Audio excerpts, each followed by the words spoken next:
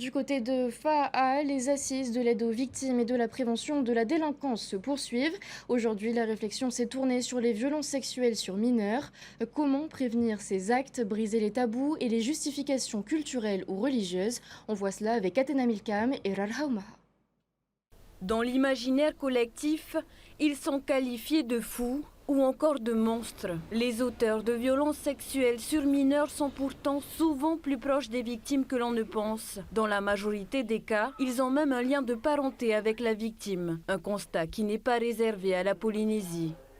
Il y a certes des représentations de certains milieux plutôt que d'autres, mais c'est vraiment un problème qui est réparti dans la population, ça c'est important. Ce qu'on sait aussi, c'est que ces auteurs, ils vont tendance à avoir des justifications de leurs actes qui sont liées à la culture, par exemple, qui sont liées à la religion ou à l'autorité du père, puisque c'est quand même en grande partie des hommes. L'important pour nous, sociologues, et puis pour tous les acteurs qui sont présents ici, c'est d'arriver à déconstruire en fait ces excuses et à pas se les approprier. Car rien ne légitimise les violences selon la loi française. Pour accompagner les auteurs vers les soins adéquats ou prévenir le passage à l'acte, un service téléphonique d'orientation et de prévention, le dispositif STOP, a été mis en place dans l'Hexagone par les CRIAVS, les centres ressources pour les intervenants auprès des auteurs de violences sexuelles. Les professionnels du secteur réfléchissent déjà au déploiement de ce dispositif au Fénois.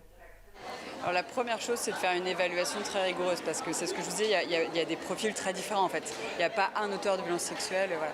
Donc on ne va pas traiter du tout de la même manière quelqu'un qui a un trouble pédophilique ou quelqu'un qui a commis des violences sexuelles incestueuses ou quelqu'un qui a commis des violences sexuelles dans le cadre d'alcoolisation massive, etc. Donc la première chose, c'est l'évaluation.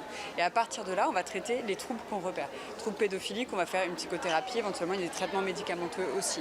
Si c'est en lien avec des addictions, parce qu'on sait que les addictions facilitent grandement le passage à l'acte, on va traiter en premier lieu l'addiction.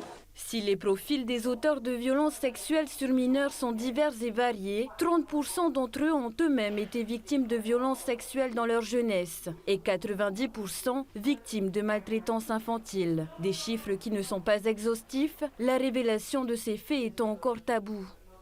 La plupart des auteurs aujourd'hui ont été victimes hier et malheureusement n'ont pas toujours été reconnus comme tels.